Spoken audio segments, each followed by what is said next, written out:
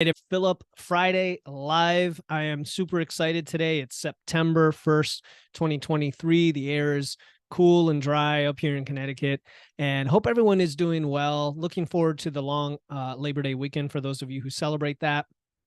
But today I'm very excited because we have a bunch of questions that the community's really getting engaged, taking advantage of this free service that we add here in the group that is not something I've seen very often at all. I'm in quite a few Facebook groups, and a lot of times they're either dead, nobody's using them, or it's all just the members kind of talking at each other, or sometimes there's even a lot of negativity in some of these groups.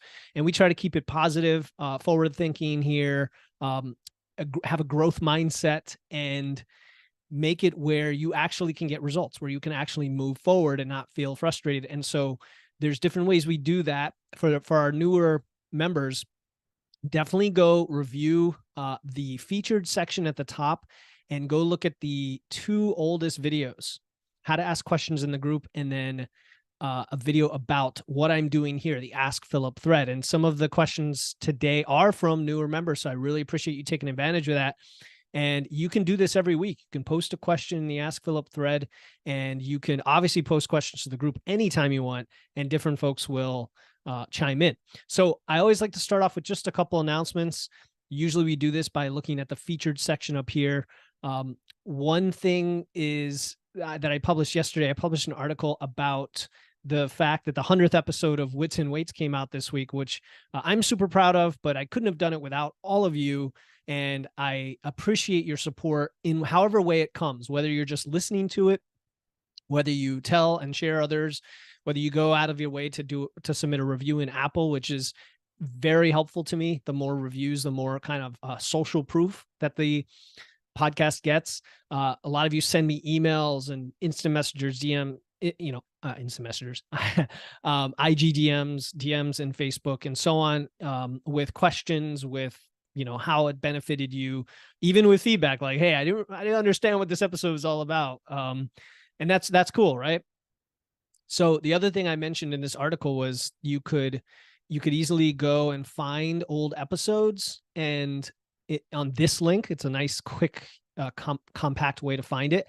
And so you could search by like a keyword on the page, or just kind of browse visually and see if there's something that you missed, or if you're a newer listener and you don't want to binge everything because it's a lot of episodes, find out something that you are interested in. And of course, you can reach out to me. Just go ahead and post in the group, ask a question, email me, message me, whatever.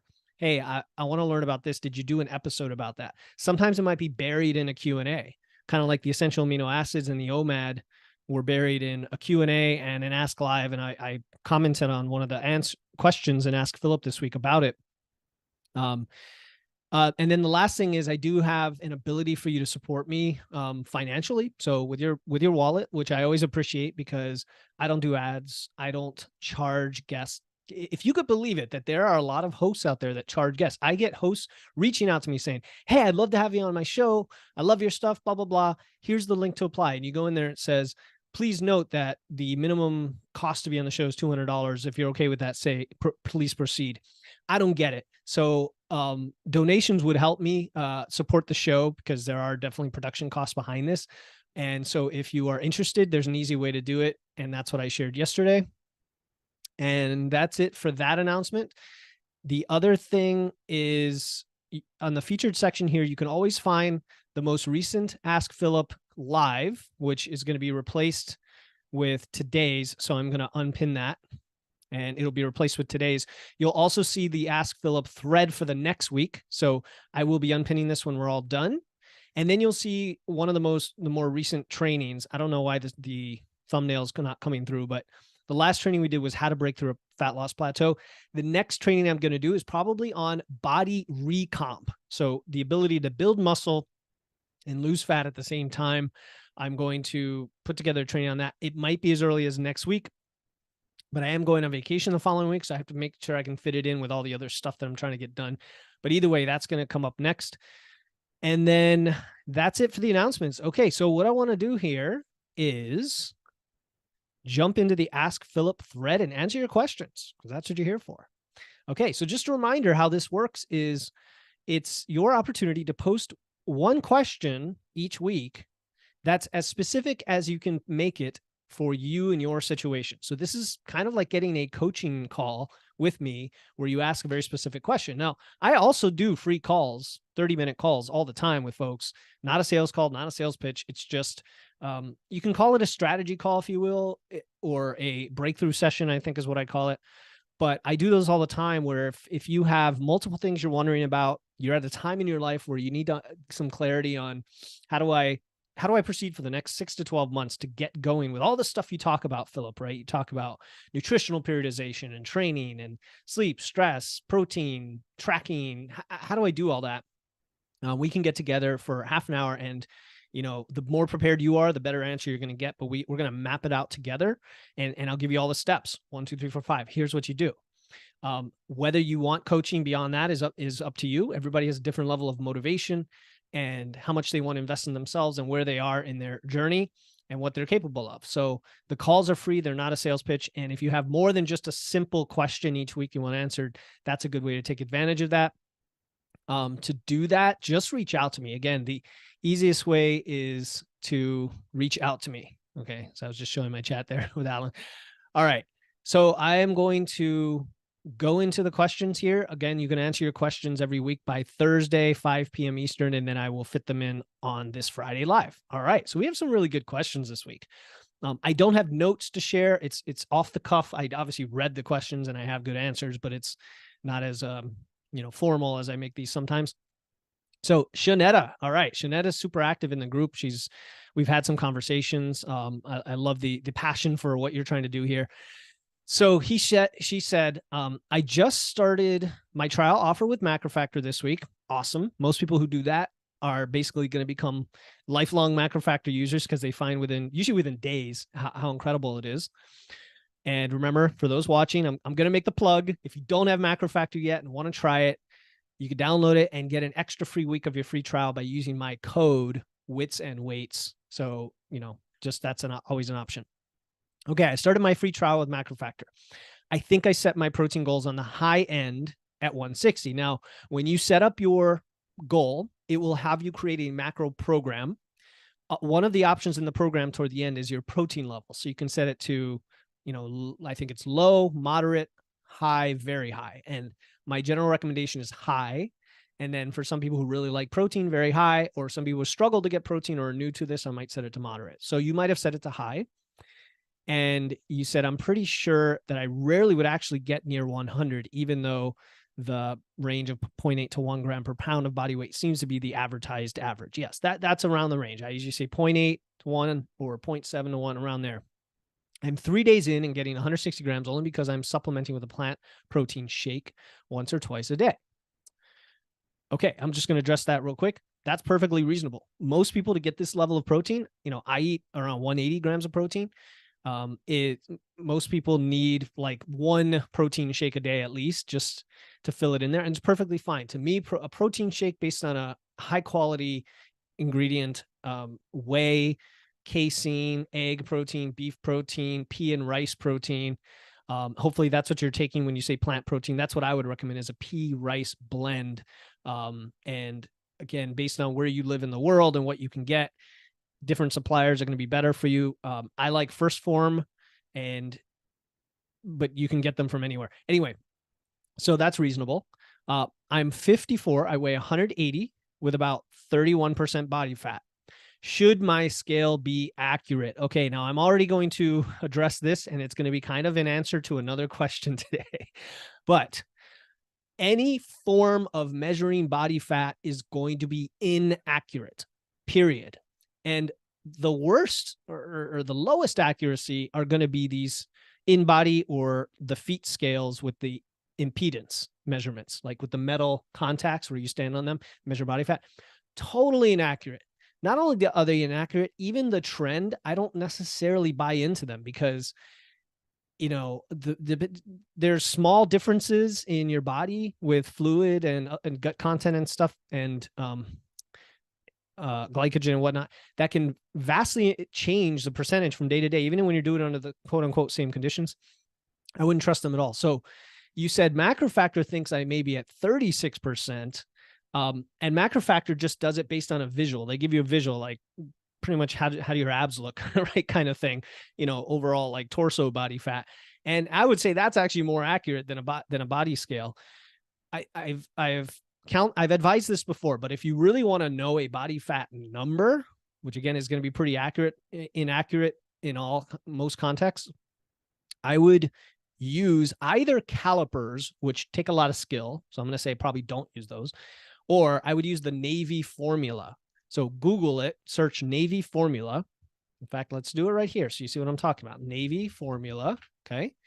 And just any old link that has the formula, you click on it. And then all it needs, if you're a female, it needs your waist, hip, and neck. Well, your weight and height as well. Male only needs waist and neck.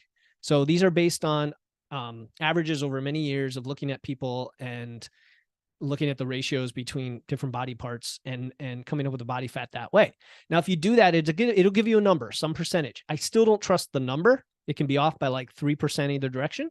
But if you take that, say every week, on a Sunday in the morning, before you eat, after you use the bathroom, just like when you're weighing yourself, and then track that over time, that trend is pretty reliable. So when you're gaining, you should see it go up because you're going to be gaining fat while you build muscle. When you're losing, you should see it go down as you're losing fat, right? And of course, if it doesn't go down while you're losing weight, maybe you're also losing muscle. So anyway, I know you didn't even ask about that, but I'm mentioning that. Okay. Either way, fat loss is more important to me than scale weight. Good. Excellent. I'm actually doing an episode in a few weeks called Fat Loss versus Weight Loss. And I know protein is key to achieving that through strength gains. Love it. Absolutely. You got to have the protein. You've got to have the strength training. Should I trust the 160 and see how it goes as I move through 2 weeks of tracking? So should I trust the 160 grams of protein? Well, let's think about it. You're 180 pounds. So that minimum of 0.8 is going to be 128 grams.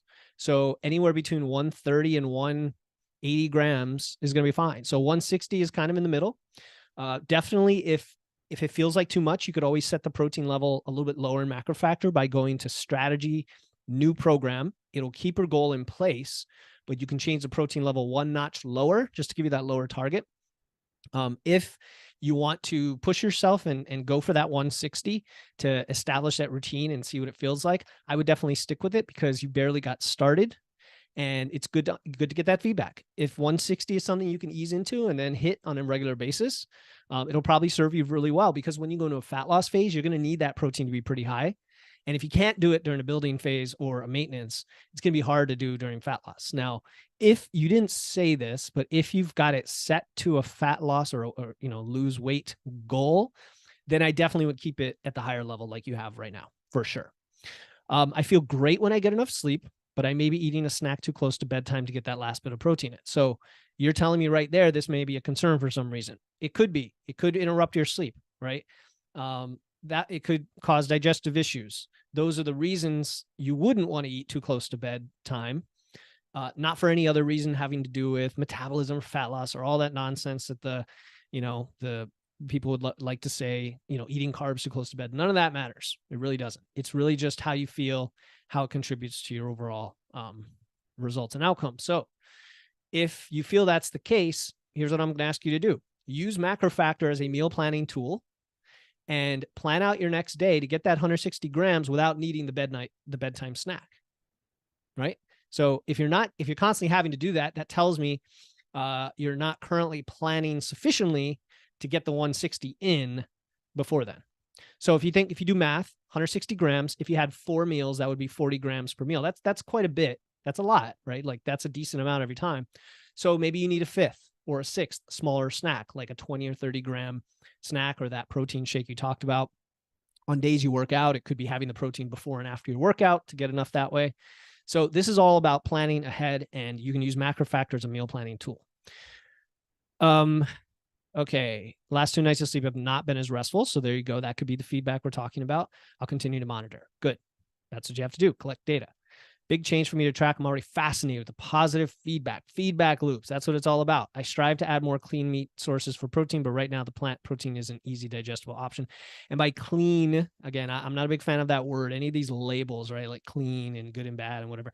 I prefer to say like whole versus processed, right? More of an objective marker of it, because, you know, even certain processed foods could be perfectly fine for your goals and serve you. So when you say clean meat sources for protein, I assume you just mean real meat, like not processed meat, not cold cuts, not cured meats, things like that, right? Just fresh meat. So that's great. Other options, of course, are going to be dairy, low fat dairy if you need to keep calories low. So cottage cheese and Greek yogurt are the big ones I like, or what's the other one? Like skyr, which is that Icelandic yogurt. I also like, if you like snacks, like, I don't know, jerky, you know, what am I missing here? Legumes, of course, and plant sources of proteins like grains, oats, things like that. So a ton of options to get your protein in. Even bread, like people don't realize how much protein's in bread. So if you've got the carbs and you like to incorporate bread or pasta or something based on wheat, and wheat's not an issue for you, gluten's not an issue, another good source of protein. You know, or not just protein, but it's got protein in there. So I hope that answers your question. Okay. Aurora, thank you so much. I think it's the first time you posted a question. And so I love this. We're going to expand the whole thread so we get the whole context. I started lifting in the gym about a month ago. Seriously, this is not sarcastic clapping. This is like, I'm super excited for you that you're lifting. I mean, this is going to change your life. I didn't make any changes to my steps or nutrition. I essentially eat the same meals day in and day out. Okay, that's good. For, you know, if you have a routine, that's going to be helpful. I walk 30,000 steps a day. Now that did stick out to me as like a lot of steps. Whether that's a quote unquote problem, probably not, but it is a lot of steps. You've probably adapted to it. And the only thing I would think about in a muscle building phase is that it's so many steps that it could be increasing your expenditure to where it's actually hard to gain weight. Now, however, you said you've been gaining about 0.5% body weight per week. So my other thought is it so much walking at your size that it actually pushes you into the too much cardio spectrum in terms of adaptation? I don't know, because walking, again, I'm good with like lots and lots of walking, but 30,000 steps is a lot of walking. So my only suggestion there, Aurora, is if you ever get a chance to experiment with that one variable, keeping everything else the same, and like drop it to say 15,000, right? Because 15,000 is more than enough for most people. And as you're using Macro Factor to track, hopefully you are using it, see what it does to your expenditure. So that's why I know you didn't even ask about this. So the thing with Ask Philip is you're going to ask a question and I'm going to answer 5 other questions that you may not have asked and you may not even want me to answer, but you're going to get an answer and hopefully everybody else learns from this. Okay. So that's one thing. I've been gaining 0.5% body weight per week. Is this too fast to be muscle? So that was a kind of a generic question, which is why I asked follow-ups. And so just a reminder with Ask Philip, you'll get the best answer from me, the more context you give me, as much detail as possible. And again, this is the first time you're doing this, so I love that you even jumped in at all. And then we had some follow-up down below. So I said, if you could share more details, that would help me get an answer. You said I lift 5 times per week. Cool. All right. Anywhere from like 3 to 5 or even 6 for some people can work, depending on your goal. Now, However, you said hypertrophy style. Okay. So as a brand new lifter, if you were my client, we would look at your training program together. We would look at the stress and the fatigue. We would look at, let's see, you didn't say your age, right? So if you were, in your 20s versus in your 50s, it makes a difference. So assuming you're on the younger age, more frequency can be fine. Especially if you're a female, believe it or not, women can recover faster on average than men and tend to handle more frequency and more reps and such, more volume. But if I were to start you brand new, I would look at doing a 3 or maybe 4 day, but most likely 3 day a week, full body, strength focused, not hypertrophy focused program, so that you could build as much strength and muscle as possible in as short a time as possible and really take advantage of the fuel coming in. So that's why below I shared in my last comment to you, this training that we did like a month ago on lifting weights, where I talk about all the principles of strength training, not just here's how you program it, but what are the principles that you're looking for in a program that gets you the best results? So Aurora, I would really look at that as part of this equation. because I'm going to answer your question. Is this too fast to build muscle? But I think how you lift and the stimulus you give your body is a huge part of that equation of building muscle. And I think when I think hypertrophy style, I think, 8 to 15 to 20 reps of a lot of split type movements, isolation and direct work, rather than what I think would be effective, which would be having some big lifts in there at a lower rep range, lower being in the 4 to 6 rep range of things like squats, deadlifts, and pressing, with some accessory movements, but really focusing on those and getting a lot of frequency and progressing the weight on those over time to really build that muscle. Okay. So that's, again, I'm answering a question you didn't ask, but I think it's an important, again, if I were your coach, these are all the things that I would start discussing. So now let's look at your macros. 282 grams of protein, 175 grams of carbs, 30 grams of fat. You are 5'6", 102 pounds. So this is making my eyes bulge because that's a lot of protein. It doesn't mean it's bad. I mean, there's not really an upper limit on protein, which is cool, right? A lot of people used to fearmonger over the kidney issues and whatnot. And only if you've had a history of kidney issues can excessive protein maybe be an issue. And even then, it's really a matter of letting your kidneys filter through the protein and modulating how much you eat at a time. But anyway, that's not your concern. So when you say 282 grams of protein, you weigh 102 pounds. Let's think about the general recommendations. Around a gram per pound, just going with the thumb, the rule of thumb, right? That would be around 100 grams. So you're almost triple that, right? That'd be like me eating 500 grams of protein a day. So now if you add up all these macros, I think it comes out to around 2,100 calories, which kind of in the ballpark. If you're, let's see, if you're 102 pounds, 5'6" female, just sniff test, that seems to make sense of where I would expect someone who just started lifting. I would expect that to start climbing, of course, as you're lifting, so that you have to eat more to stay on top of it. But you did say you are gaining, so you are obviously in a surplus. Again, we're going to get back to your question because I'm setting everything up. Okay. So I asked if 282 is accurate. You said, yep, it's great. I love meat, cottage cheese, Greek yogurt. Definitely you and Shanetta should talk and share with her how you get 282 grams. So then she can get 160, no problem. Right. Okay. And then I sent you the link to the training. So first of all, I want to address your macros before I address the body weight per week. Okay. You're talking about building muscle. The recommendations for protein from the evidence tell us that there is a point of diminishing returns, and that's around 1.2 grams per pound, maybe 1.5 grams per pound for athletes. If you're leaner, if you're really training hard, all these other things. Okay. Let's just go to the 1.5. So you weigh 100 pounds, nice, easy math. That'd be 150 grams of protein. So if one thing I would ask you to consider is to take 130 grams of your protein. So taking it from 280 down to 150, right? And that's still plenty of protein for your size, like more than enough than you need to be as optimal as possible if you're spreading it out through the day. Take 150 grams of that protein and allocate it to fats and carbs. I would give yourself, let me think here. If you're eating 2,100 calories, if we did the 30% fats, that's 630 calories divided by 9, that's 70 grams of fat. So I would say go up to like 40 or 50 grams of fat. I'm not asking you to go crazy to like double it. Go to like 50 grams of fat and then the rest toward carbs. And you're going to get into the 200s, maybe 300s for carbs, and see what that does for your lifting. Now, I've already shared with you two variables. Walking, I want you to hold off on that and keep walking the way you're walking, right? Don't change that variable just yet. I talked about macros. I definitely would like you to try changing your macros as an experiment. If you're using Macro Factor, this is good because you'll be able to see how it affects your expenditure and your performance and everything. And I would go to 150 grams of protein, 50 grams of fat, and then the rest carbs. If you're using Macro Factor, you set it to very high protein, set it to normal everything else. And you may have to kind of manually hit the targets that I'm asking you to hit. You can follow up with me for more like details or set up a call with me. We can go through it.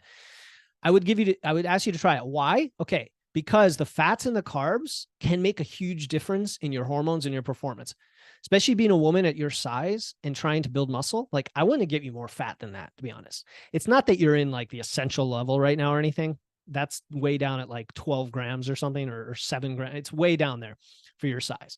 But I want you to get more. And then the carbs, energy, performance, recovery, they're anti-catabolic. They prevent the breakdown of muscle tissue.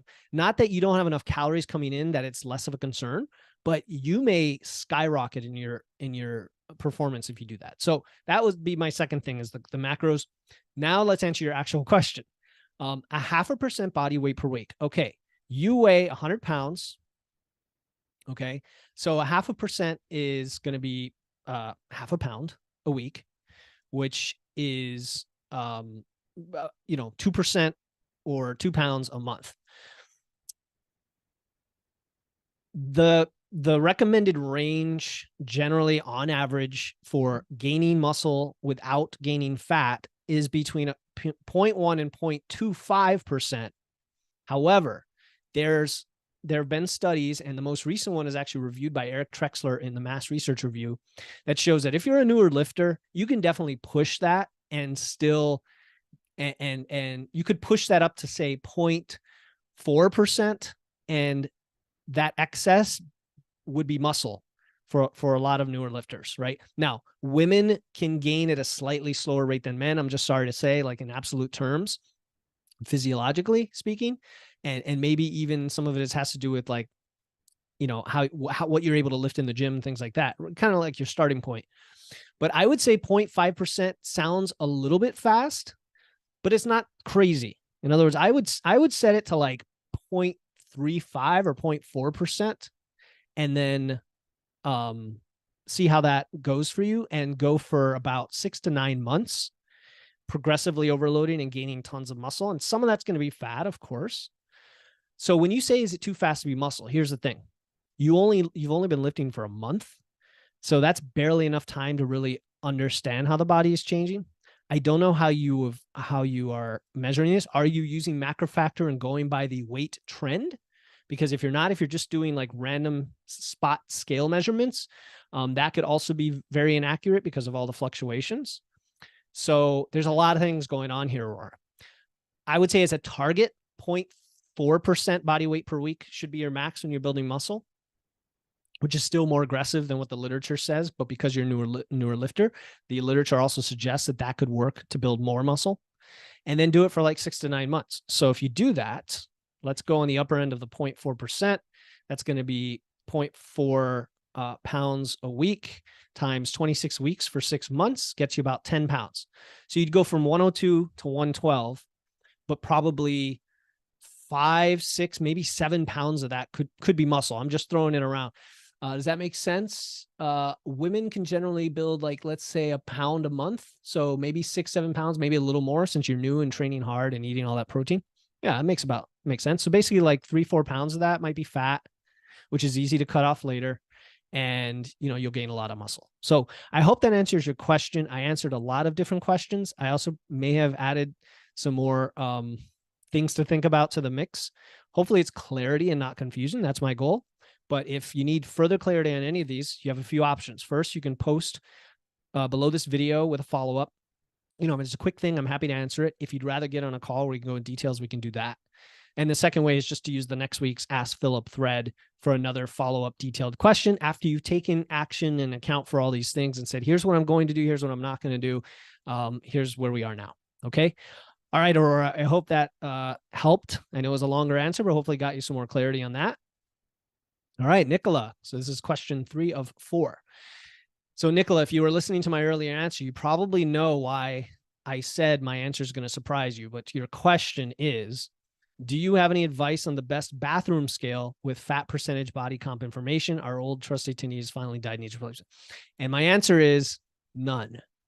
There is no bathroom scale whatsoever that can accurately do any of this stuff. When I hear about body fat percentage and lean mass, when I hear about like your metabolic score from these scales, totally and utterly useless and meaningless, 100%, like zero value whatsoever. I want to be crystal clear.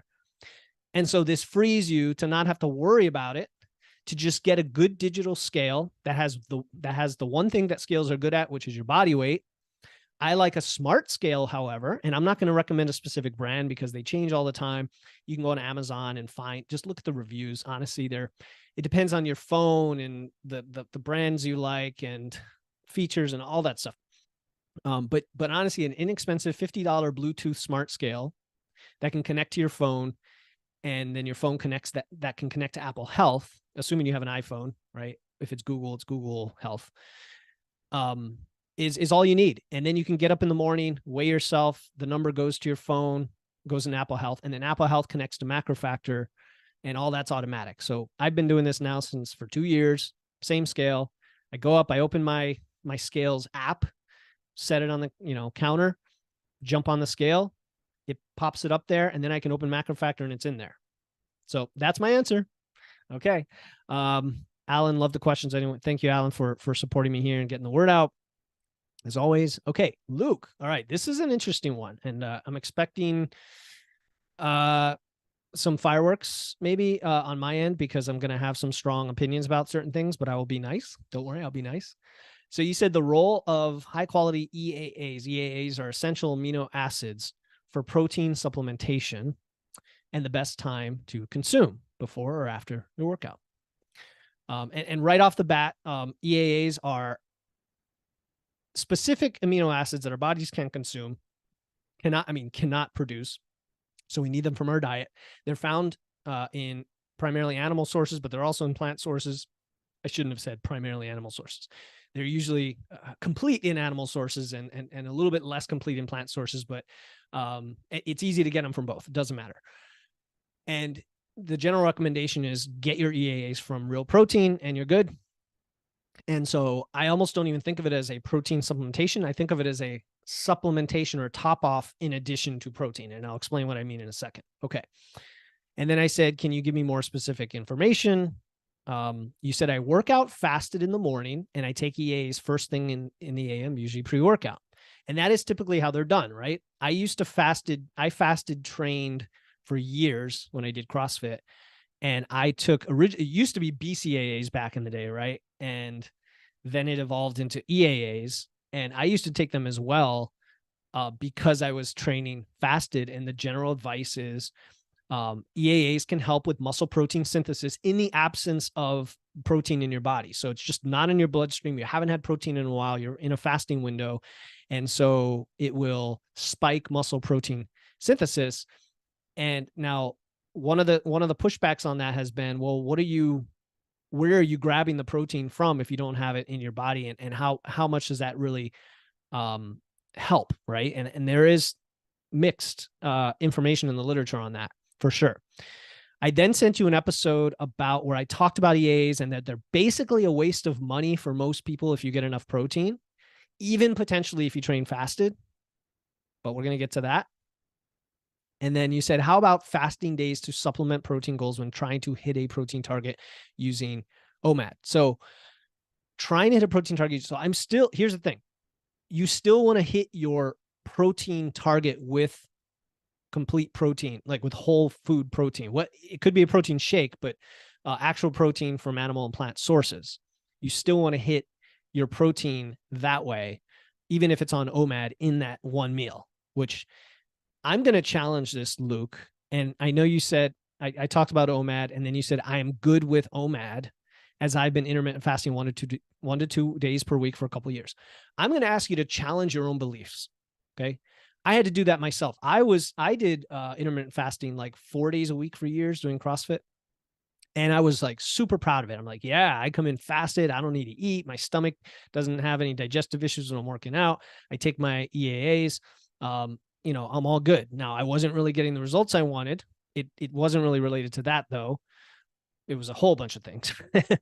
But the literature basically shows us that any form of time restricted feeding is no more beneficial than just eating throughout the day, other than if it helps with your lifestyle and adherence. So if you've got a weird schedule where it's hard to eat, kind of a normal schedule, and you need to fit it in, that's one reason. If you're in a fat loss phase, you don't have a lot of calories, and you find it's you can stick to your diet by eating 2 meals or even 1 meal and fasting the rest of the time, and your body kind of adapts to it. And so mentally that allows you to get through the diet. That's another reason. But there's no other reason. Autophagy, growth hormone, all that stuff is bunk, is like bunk science. It's pseudoscience. It's debunked. There's no support for it whatsoever. It's all the lean gains crowd kind of pushing that. So I do want to be clear on that, Luke, in case that's why you're doing it. And I would also say, like, why aren't you just eating more meals with real protein and getting pre-workout and having your protein and carbs to support all that and maximize your muscle building, maximize your energy, maximize your recovery? Like, I would actually ask you to experiment with something like eating a banana and a protein shake an hour before your workout instead of fasting and see how it goes. So I get it. You said you're good with OMAD, and I was good with intermittent fasting. In other words, like, it didn't seem to have a negative consequence. Then when I started eating more carbs and not fasting, oh my God, the performance went through the roof. And I see this time and time again with my client athletes as well, with the exception of a very small percentage of people who just find that it works better for them for whatever reason, and it's mainly psychological, but it could be digestion. It could be things like that. Right. But it has nothing to do with all the purported, all right, I'm going to have to blur this out. All right. It has nothing to do with all the purported benefits of the diet. So when you said, I'm interested in the optimal timing of EAs to supplement protein goals, I'm going to say, look, if you're going to do fasted training, have EAs before your workout like you're doing right now, and you're good, and then get all your protein during the OMAD window. That's all. That's all. Okay. So again, I don't want to be combative about things. I don't want to make it sound like you have to do this or that. It really comes down to your lifestyle, but I do want to be clear that there are no benefits of OMAD over other feeding schedules for what's purported. And in fact, there are quite a few disadvantages for most people, because it actually inhibits muscle protein synthesis. It makes it harder to eat a lot, to eat that way, because you're trying to fit a lot of calories into one meal, and that can cause digestive issues and on and on and on and on. So I know you said you're good with it. I just wanted to mention that. The answer to your question is yes, take it before your workout. Actually, no, I would take it before and after. I would take it before and after, because you're not really getting many calories anyway, and you're kind of playing it safe. And if your fasting window is persisting for several more hours and you're not going to eat protein, then I would take it before and after. Okay. So that's it for today. And thank you very much for taking advantage of this. I hope everyone's happy with their answers. And if they're not, let me know in terms of, did I get you all the information you need? Use Ask Philip in the future, post in the group, reach out to me for help, reach out to me if you need a call, and let people know about all this stuff that they can, benefit from and grow from. And we're a great community here. And, I love having everyone in it. Hope everyone has a great long weekend, if it is a long weekend. If not, regardless, have a great day, and we will talk on the next, I'll see you on the next podcast or post or Ask Philip or whatever it is. We'll see you around. Take care.